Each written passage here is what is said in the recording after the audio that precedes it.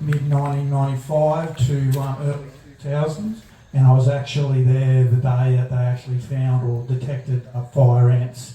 Henry Palaszczuk was my minister. I worked throughout Queensland for Department of Natural Resources, that's what it was called before, Biosecurity Queensland. Done a lot of eradication programs for government, a lot of management programs for weeds, different feral pests, and worked in New South Wales.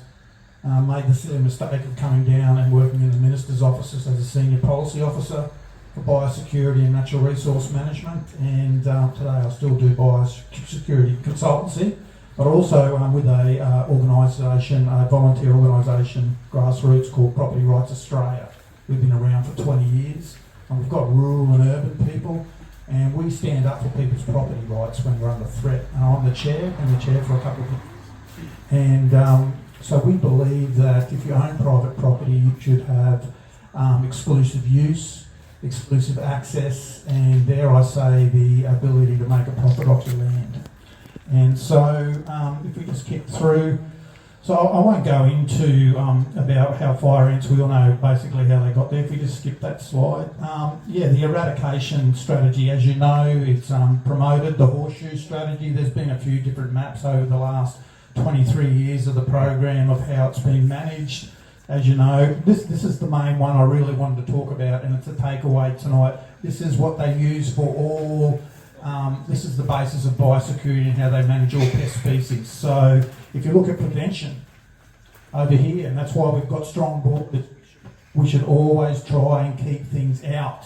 Having strong borders, keeping weeds out, keeping pests out, because that's where you get the best rate of return on your investment, because once they're in, it costs a lot of money. So that's where we should have stopped with fire ants, but of course they came in on containers.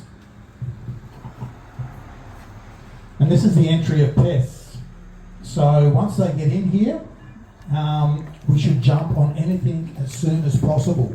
Put all our resources into it, because being pests, any pest species in a new country, they haven't got as many natural, predators as in their home country, and they expand quickly. Look at all the weeds you have around here. They're spread throughout Australia. Look at all the pests that we've got in Australia. So it's the time to jump on them in this phase, in the eradication phase. And when they get past that, we jump into a containment phase, and we try and keep things from breaking out over that boundary. And then once we get up to the top of the invasion curve over time, we've got to learn to live with them. Look at all the naturalised weeds in Australia. Look at all the pests, the feral pigs. We live with them and we control them, and then we suppress them. So there's different levels, there's different management aspects at each prevention, eradication, containment asset base. So where do people think the fire ant infestation is at this moment? What section out of the four? Asset base for some? Yep. Anyone else want to comment? Containment. So I think it's in somewhere in containment, on its way for moving out into asset protection. But the government keeps thinking that it's in eradication. We will never eradicate fire ants. After 23 years, no. Maybe when they first arrived, they were told they were never going to eradicate them, 38,000 hectares. It was a no-no. They were told to all contain them. And remember, think about containment, it's forever. Containment is forever. And you'll see how, because they're basically running a containment program now, they're not going to admit it. They can't even contain, because every now and then we'll look at Oakey, look at Highfields, look at Sunshine Coast, look at over the border, Wollumbar, Waddell. So that's called the goose effect in biosecurity science. No matter what you do, you'll always have a jump over your containment lines. Next slide, please.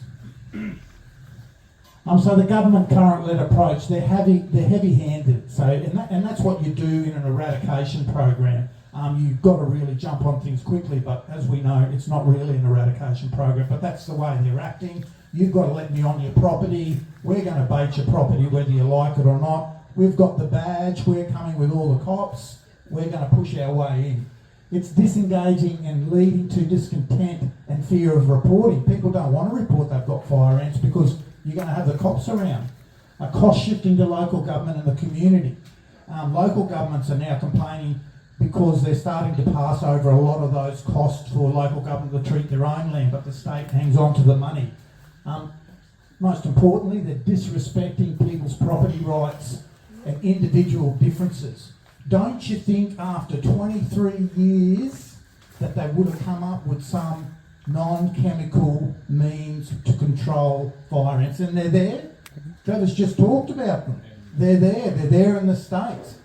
They should have a broad spectrum approach across, because there's cultural differences in all communities. Some people want to use chemicals, some want the non-chemical life, and that's what they should be looking at in their program. Slow response times, ad hoc response time. Can you just go back one, please? Lack of transparency. We've heard about it all today. Non-chemical control options available. Yep, thanks. So I'm here to talk about a different model, because tonight we've talked about what's wrong, what we're going to do, but this isn't going away, and we've got to lead from the front. And I've worked with a lot of different communities, and you've got to unite. A united community is a strong community, with government overreach and heavy-handed bureaucracy. So there are things called syndicates, community-led syndicates for the control of a number of pest species already. Some have been going for over 100 years, 110 years out west, controlling wild dogs, controlling foxes, controlling a heap of different types of pest species. They're actually funded by local governments to keep them ticking over, and the community is at the front. They're culturally sensitive. If people don't want to use chemical, they don't have to. They still have to meet their biosecurity obligation. We all should be. We've all got a role to protect our native fauna. Yep. This is what it is. This is a basic syndicate model. I thought I'd draw it for you. So we still have state government oversight resources that are provided to local government. We've still got, and state government still controls their own land. We've got a local community takes the lead for the management on private property. You should be able to manage your private property with fire ants and use non-chemical means. You've still got an obligation. You still meet the state's obligation, because they're not going to go away. They're the state. They've got obligations. But you should have the choice of treating your property non-chemically. You're still meeting your obligations under the Biosecurity Act. Down the bottom, you've got local government funding. Local government are the closest government to the people. Sure, they get a hard rap sometimes. They're not perfect, but they get a lot of responsibilities from the state with no money attached. But local government could get funding from the state to help set up syndicates, like it is to other parts of Queensland and around Australia. And you're still going to have management services by professionals who have built their own stuff, their own techniques to actually do like hot water treatment, stuff like that, or you can employ professional services. So this is a sweet spot in the middle, that blue bit. That is where real collaboration happens. And it must happen for fire ants into the future, because we are going to have to learn to live with this pest species. We are going to have to learn to constantly suppress it. Now, remember back to that invasion curve. Fire ants, like any other pest species, is when they build in density, like around Logan, like in a lot of places where there's been a lot of housing development, a lot of disturbed soil, you get a lot of fire ants. And they do cause problems with animals walking through, cattle walking through. I've talked to a number of producers when there's a lot of nests, when there's hundreds and hundreds of nests per acre, per hectare. But it's about suppressing that down, keeping that down, so they don't get up to that high number. But that's what a syndicate looks like. Yep. So they're dominated by community members. You're not just there speaking to a number of government johnnies. You've got community people on the syndicate working in their community, working out how they're going to manage fire ants. There's some support from state and local government in line with their biosecurity plan. State and local government still have responsible for the management of lands under their control. Yeah, the highways, the roads, the parks. Yep. Benefits, there's local knowledge utilisation. Community members often have detailed knowledge of the local environment. Increased participation and ownership. So you haven't got government banging on your door, but you know you've got to play your role. You don't have to use chemicals. The most successful programs is where you have a broad spectrum array of control options. That's what we've found and what I've experienced in my 30 years of biosecurity. Yep. Cost efficiency. Look how much money they are spending on aerial control, on advertising, on baits. Imagine how many tons of baits they've used in the last 23 years. I was only talking to Trevor about it. There'd be hundreds and hundreds, there could even be 1,000 tons. Who knows? There's a lot of baits. Coordinated effort, social cohering, so sharing resources like equipment and knowledge. Coordinated efforts, yep. So increased compliance. So if the government, if they went with a syndicate model, and it needs to be trialled, and this could be the community that could trial a syndicate model. We're saying we'll meet you halfway, let us do it our way.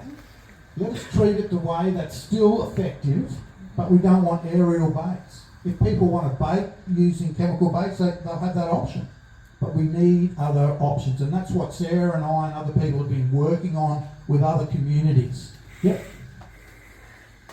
It's adaptable and flexible. Ecologically sound solutions. So community members are often motivated to use environmentally friendly and sustainable methods of pest control to protect local biodiversity. Remember land care groups, bush care groups? People get involved to protect their own environment, yeah? You get more ownership. This community feels like it's got ownership of the environment, what I've seen tonight. Yeah. Knowledge sharing, capacity building. Improved monitoring and early detection. You might say, well, I've seen a couple of nests down the road there built. Let's treat them with hot water. Let's get Trev here. Oh, we'll get Trev here, and he goes around to a number of properties. Why he's here. That's how our syndicate works. You have a list of contractors on the books, and you might have a heap of people doing environmentally friendly methods, and you might have some other professional contractors doing chemical control methods. Yep. The benefits of a community syndicate model also, it's a grassroots up approach, not a top-down approach. Is everyone sick of the top-down approach from government in our lives? Yeah. Government wants to even make lunch for our kids. They want to own service stations. Get out of our lives, mate. Do the basics right and let us manage the issues with the community. That's what works, and that's what has worked in the past when communities take control. It respects individual differences and it respects your damn property rights. You should have control of what is put on your own property. No one's arguing that we don't agree with biosecurity to keep pests out, to treat things quickly, to control weeds. Yep. There are some challenges. Political leadership to adopt a more collaborative community-driven model rather than an authoritarian approach, because look how government's grown. Look at the size of it, and it keeps growing. It keeps invading every aspect of our lives. We need them to step away and have a go at this model. And government's got to give up a bit of money to local government and communities for this, because at the moment they're just hogging it. Why wouldn't they? They only pay for 10%, Queensland, the rest they get from the states and the feds. The feds put in 50%. Acceptance by the authorities that the program is no longer an eradication. That's number they could one. live with containment, but it is no longer eradication. They keep using the word, they keep dropping it everywhere. Eradication, people go, yeah, we're going to eradicate it. Oh, it just sounds good. You know, the politicians go, well, when we get in, Chris Philly said, we're going to do a review and we're going to really get on with it and eradicate it. Do you want to have this forced on your community for the next 20 years? Well, we need to flip it. We need to do things differently. And we need to show some leadership, some political leadership, some community leadership saying, hey, we want to be treated differently. Why don't we look at a different model here? Because we're going to have to in the future years ahead. We've got to get ready to live with fire ants. Yep. That's all I've got for you. It's been a long night. Thank you very much.